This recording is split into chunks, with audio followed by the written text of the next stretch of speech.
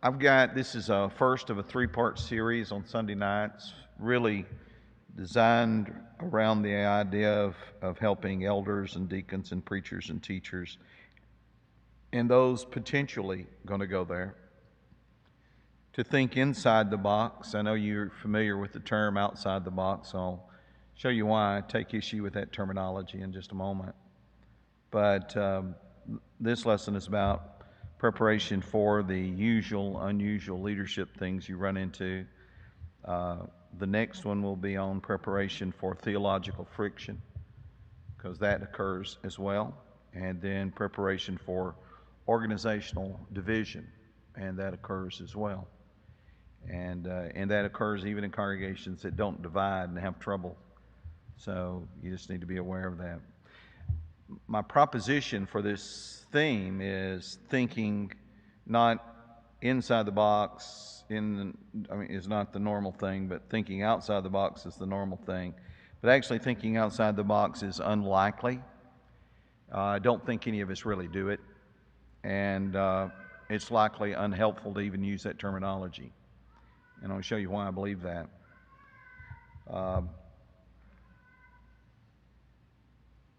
Said that already. This. Drew Boyd, Psychology Today, Thinking Outside the Box, a Misguided Idea, says that the idea of thinking outside the box originated with a psychologist named J.P. Goldford back in the 70s, and he conducted a creative study. Probably many of you have seen it. It's 9 dots. You've seen that? The drawing and the 9 dots. It's a cute little thing, but it's almost meaningless. He said one of Guilford's most famous studies was the 9-dot puzzle.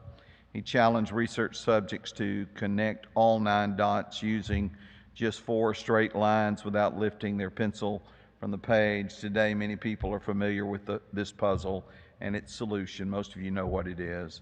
In the 1970s, however, very few were even aware of its existence, the little puzzle, even though it had been around actually for almost a century before that, so it's not really new. Its first use was by psychologist NRF Mayer in 1930.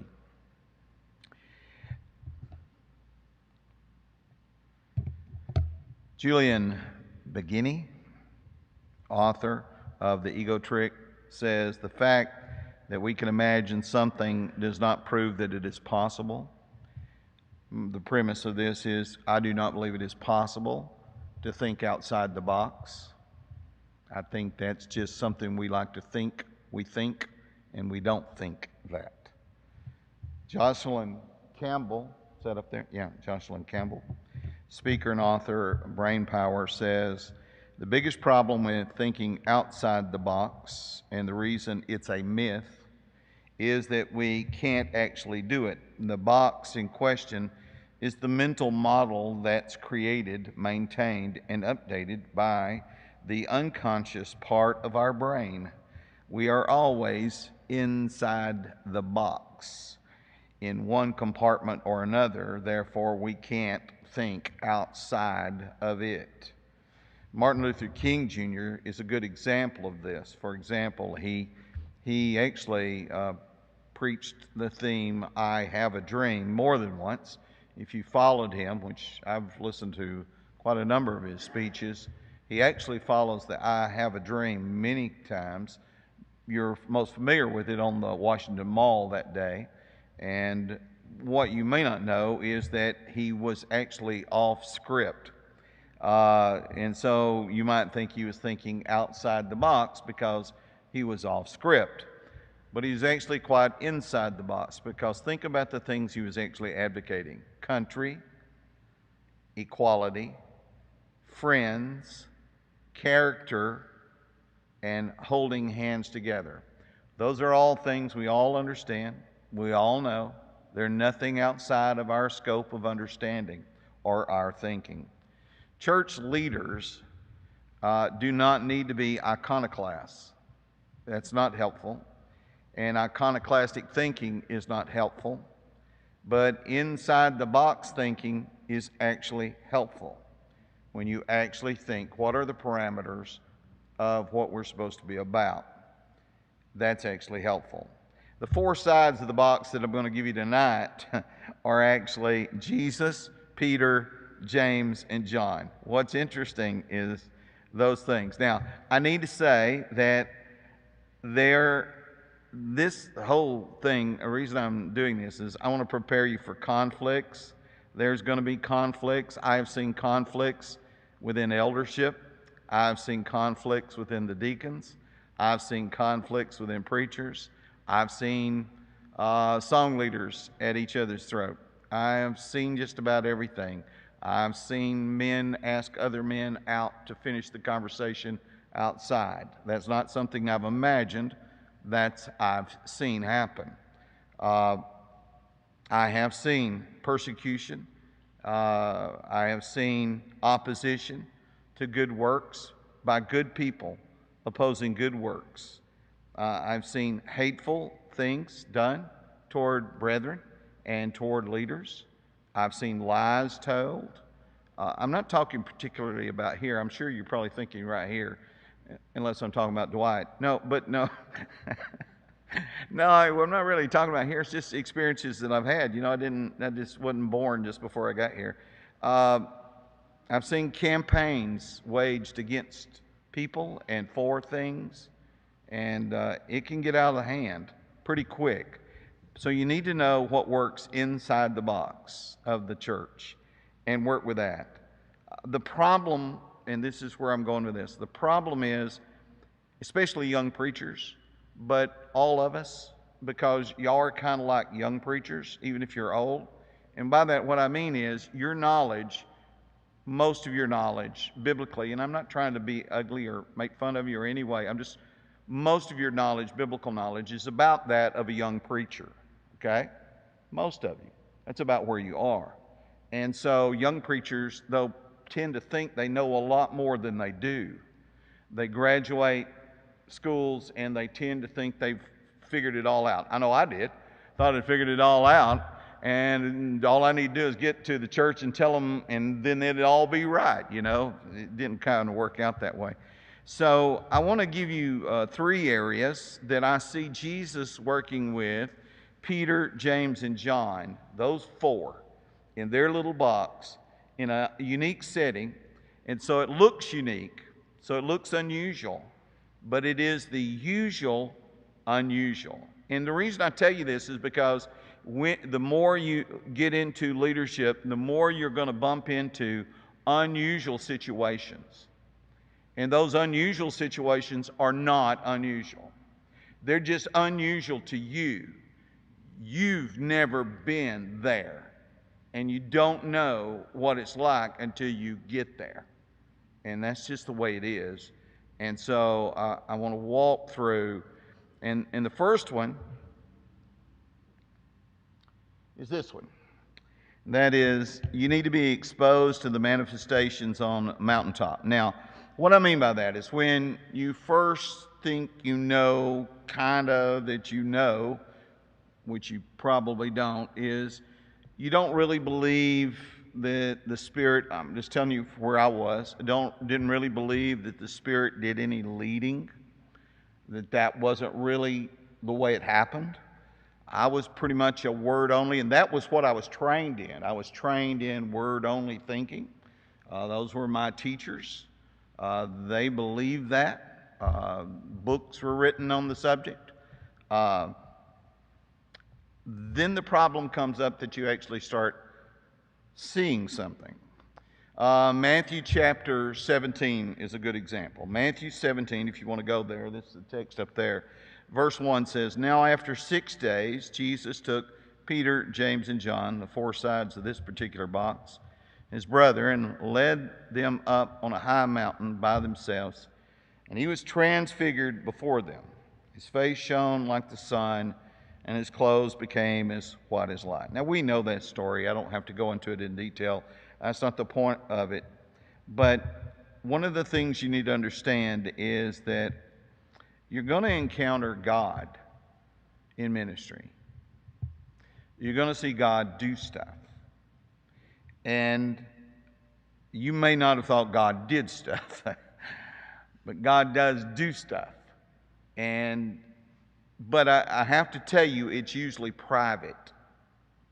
And by that, what I mean is, he doesn't generally do stuff here, boom, in front of everybody. That's not what he does. He does private things for you and individuals within the people that you take care of. There's private manifestations that are for you. They will affirm you and your faith. They're not really for everybody. In fact, if you tell everybody what you've experienced, many will go, yeah, sure. Yeah, sure. All right, so that's going to happen to you. John 14:21, if you keep his commandments and you love Jesus, he says that Jesus and the Father will manifest themselves to you.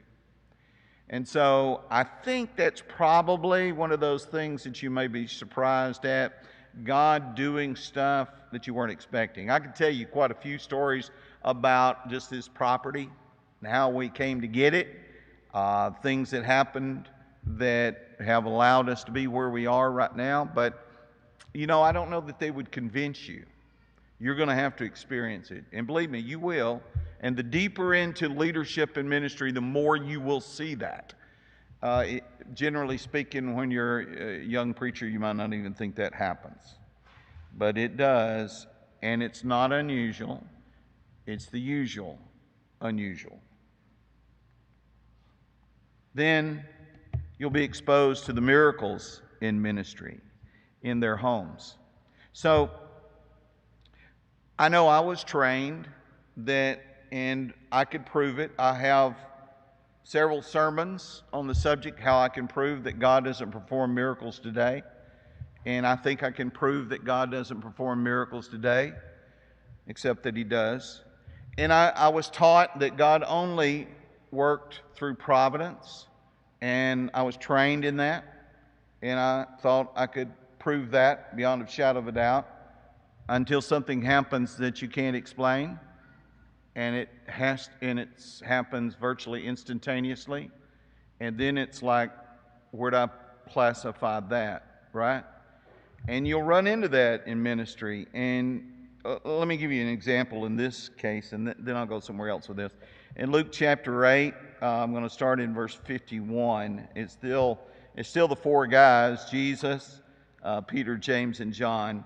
When he came into the house, he permitted no one to go in except Peter, James, and John. Now, this is the leader of that synagogue, as you know, and his child was sick or had died. He had died, actually. And Jesus goes in, and the father and the mother of the girl go in. And, of course, Jesus raises her from the dead, and he also told the people on the outside, she's just sleeping. There will be things that will happen that, quite honestly, there is no explanation for except God.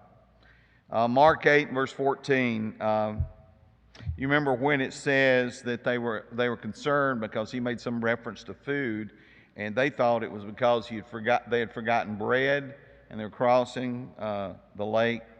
And Jesus said to them, "Are you really worried about that?" He said, "Do you not remember the 5,000 and the 12 baskets left over, or the 4,000 and the 7 baskets left over?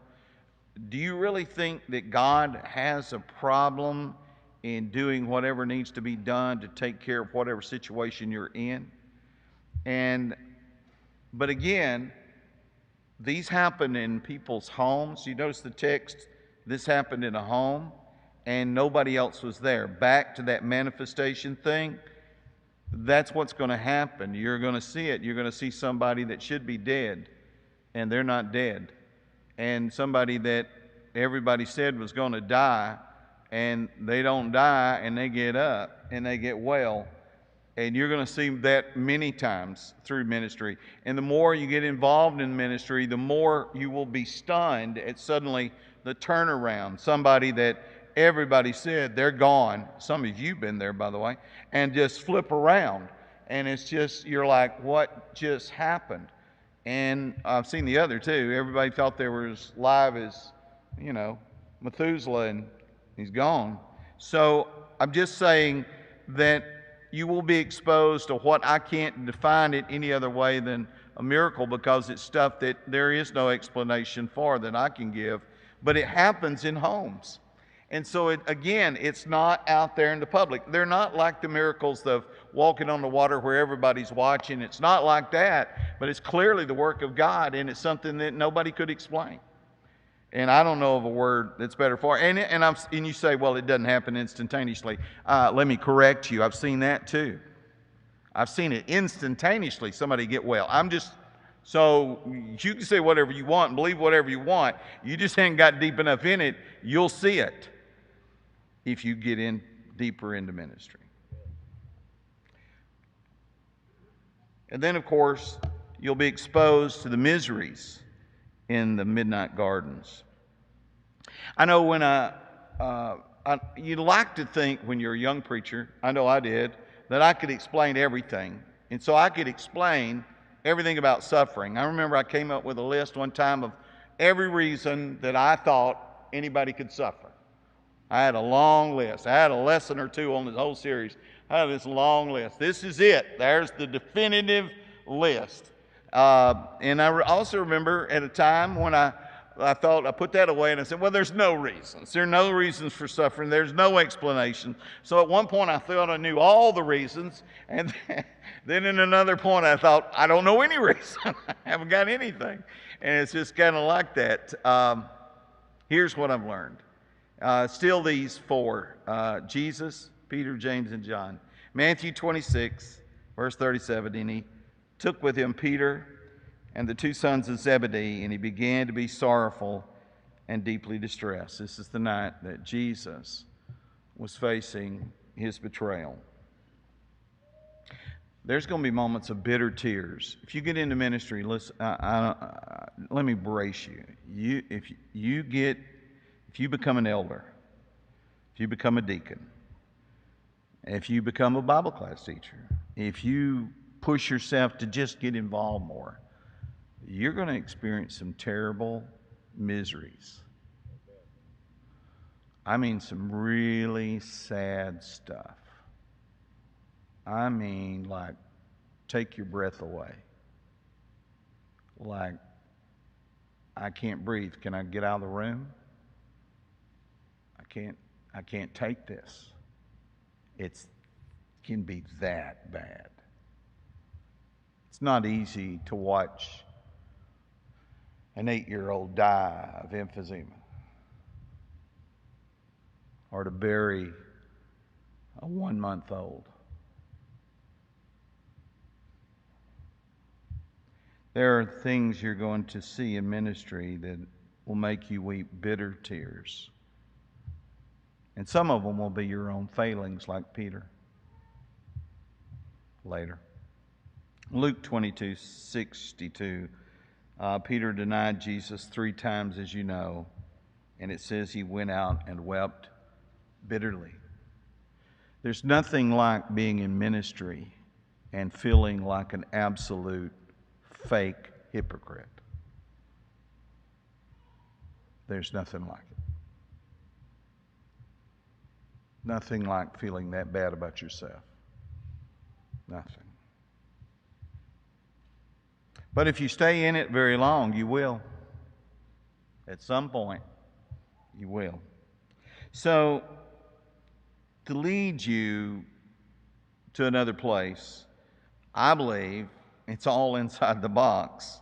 And inside the box of ministry and church and work, you think inside the box. It's unusual, but it's the usual unusual stuff you're going to see, which are manifestations of God's work that have nothing to do directly with you, but are a part of the kingdom. There are miracles that you just shake your head and say, that had to be God. There's no other way. And then there are miseries that you're going to have to deal with. And that's the thing. And when I'm on this series, and we're just tiptoeing into it right now, okay? So as we just tiptoe into it, that's what you've got to prepare yourself for. That if you think about getting deeper in, these are the things that will make your head swim. When you see God do something, you're going, whoa. Or when you see somebody healed, you go, whoa, I didn't think He did that kind of thing. Or when you see miseries that just blow you away, you're like, I thought God would step in. Kelly Ward wrote a song that Steve Green made popular back in 1991. That doesn't seem that long ago to me now. It says, and I love it, I've used it I think before here, it says the whole thing's called a hidden valley. In a hidden valley just over the hill, a young shepherd boy surrenders his will as he lifts his voice in praise to his king. Only the lambs will hear and follow as he sings. In a hidden valley, a faithful one leads, no one looking on. He cares for their needs, for he knows the one who tries the heart, so he's steadfast and content just to do his part. Hidden valleys produce a life song. Hidden valleys will make a heart strong. Desperation can cause you to sing. Hidden valleys turn shepherds into kings. In a hidden valley, a leader is born.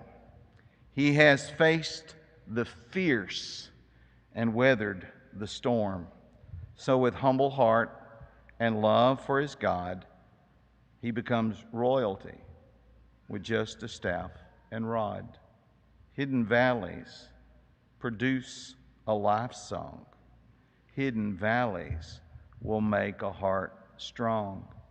Desperation can cause you to sing. Hidden valleys will turn shepherds into kings. That's the lesson. That's the song. Do y'all remember Star Wars back when it was good?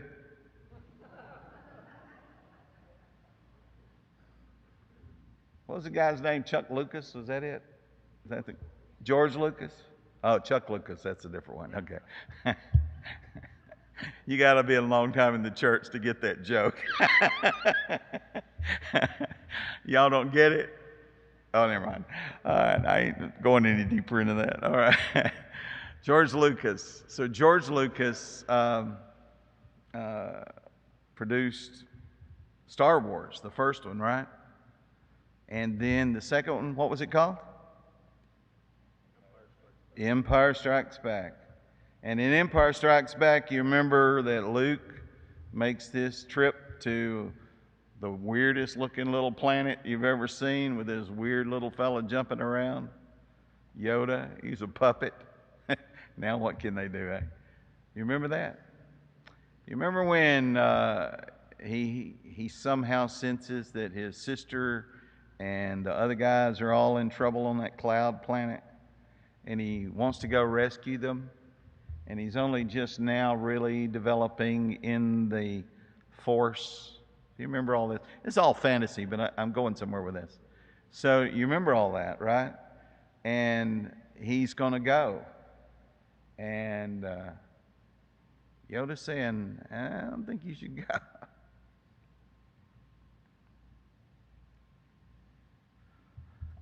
And young Skywalker says, I'm not afraid. And Yoda, like all you old Yodas, should say to young Luke's, yeah, you will be. You will be. I hope, I didn't scare anybody off. I hope that you're willing to be afraid. I hope you're willing to take on the mantle. We need more elders. You hear me? That's not a joke. We're down to 4, and they ain't all in good health. We need more. We need deacons that step up, that doesn't just have a position, but do stuff. We need Bible class teachers that doesn't fight with everybody, but teaches a class. And we need members who want to get into ministry. And we need other members who want to just help. Just want to help. It is scary. It's scary. But I remember having a conversation. I won't tell you who it was, but some of the elders may know who I'm talking about here. I remember having a conversation several years ago with somebody that became an elder here, and was an elder here for a while. I had this conversation with him and said, but I'm afraid of the responsibility. I don't know if I'm up to that, right? And so I said to him, I said, so you actually believe that if you don't take this job, God will hold you less accountable when you could, but you won't do it?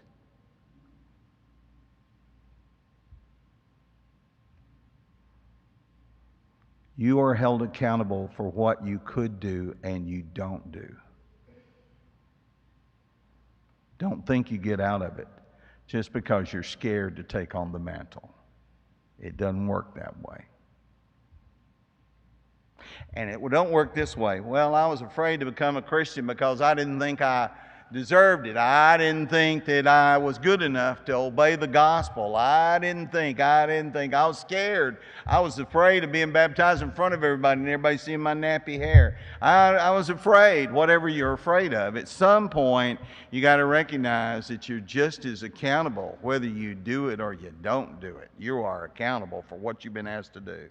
So maybe if there's someone here, as this afternoon we had 2 baptisms, maybe there's someone here that realizes at this moment it doesn't matter about the crowd.